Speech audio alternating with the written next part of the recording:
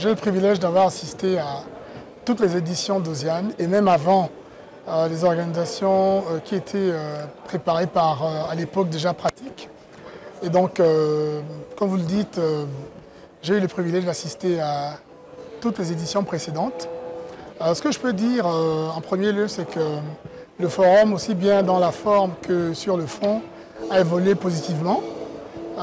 D'un salon qui était plutôt modeste avec quelques participants, un engouement populaire mitigé, nous sommes passés à un carrefour des nouvelles technologies pour toute l'Afrique centrale, toute la sous-région, c'est la référence aujourd'hui. Nous sommes ici au stand de Congo Télécom dans le village des startups qui vous montre à peu près le chemin parcouru. Quand vous voyez les conférences de haut niveau qui se déroulent ici, on a élargi à la Poste aujourd'hui avec l'Union postale qui est présente. Bref, ce que je peux dire, c'est que nous avons fait beaucoup de chemin depuis la première édition d'Osiane à celle d'aujourd'hui. Il se trouve que, comme vous le savez, j'ai travaillé à Brazzaville depuis 2007 jusqu'à 2014 pratiquement. Et donc, j'ai connu plusieurs phases de l'OCPT, Sotelco, avant de devenir Congo Télécom.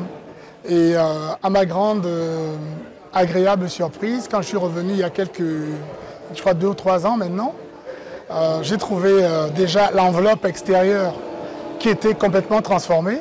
Je pense qu'aujourd'hui, Congo Télécom a les plus beaux bureaux corporate de toute l'Afrique centrale en matière de télécom. Les installations sont juste world class, magnifiques. Mais en plus de cela, sur le plan du contenu, parce que ce n'est que le contenant qui peut être impressionnant, mais ça, ce n'est pas l'essentiel. L'essentiel, c'est le contenu sur le leadership donc, du DG Castanou. Il y a une transformation qui est en cours, à laquelle je participe modestement également.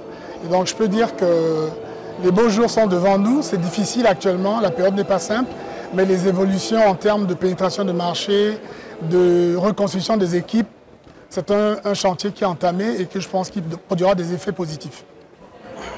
Effectivement, Congo Télécom a fait du chemin depuis 2 ans maintenant. Il y a encore beaucoup à faire, mais nous sommes dans un processus de transformation, comme le dit si bien notre plan stratégique que nous appelons affectueusement Transform, un processus de transformation qui a pour but de rendre Congo Télécom, de faire de Congo Télécom une entreprise viable, une entreprise d'État qui fonctionne sur des bases très saines, des bases propres, des bases solides et qui fournit une bonne qualité de service à nos différents abonnés et aussi à la population congolaise en particulier. De façon générale, nous mettons en place des challenges qui sont des challenges de couverture, de disponibilité, d'efficacité et de réactivité.